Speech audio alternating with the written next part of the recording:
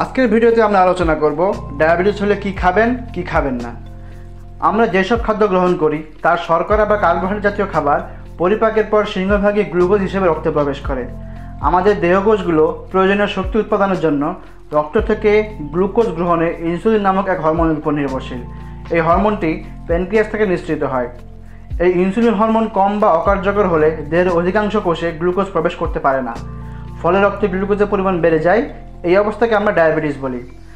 Diabetes হলে ক্লান্তি বা দুর্বলতা, খুব বেশি পিপাসা লাগা, খুব বেশি ক্ষুধা লাগা, ঘন ঘন প্রস্রাব করা, ওজন কমে যাওয়া, চোখে কম দেখা, কাটা বা ক্ষত শুকাতে বিলম্ব হওয়া, চর্মরোগ দেখা দেওয়া, দেহে অতিরিক্ত চর্বি, গর্ভাবস্থা, ক্ষত, আঘাত, অস্ত্রোপচার, মানসিক চিন্তা, মস্তিষ্কের হঠাৎ রোগ, স্টেরয়েড জাতীয় ঔষধ ব্যবহারে ডায়াবেটিস প্রকাশ পাওয়ার সম্ভাবনা থাকে।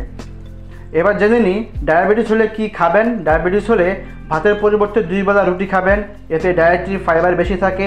সাদা ভাতের পরিবর্তে লাল চালের ভাত খাবেন, আঁশযুক্ত সবজি ও ফলমূল বেশি করে খাবেন।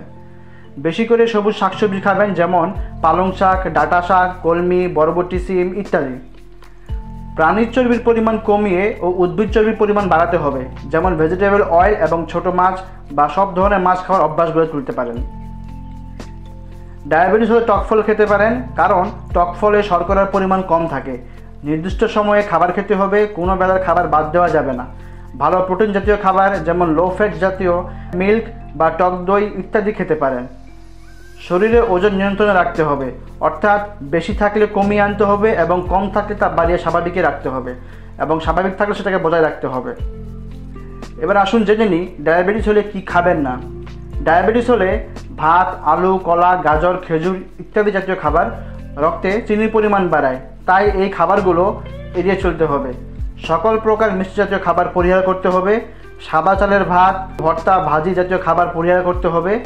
সাদা পাউরুটি, পাস্তা, ভুট্টা, ফাস্টফুড বাদ দিতে হবে। ধূমপান, মদ্যপান এবং হোটেলের খাবার পরিপূর্ণভাবে পরিহার করতে হবে। প্রতিদিন 2 কাপের বেশি চা বা কফি খাওয়া উচিত নয়। বেশি ভাজা পোড়া ও তৈলাক্ত খাবার খাওয়া যাবে না। সম্পৃক্ত চর্বি যেমন প্রাণীর চর্বি, ঘি, মাখন, ডালডা ইত্যাদি খাবার যতটা সম্ভব কম খেতে হবে।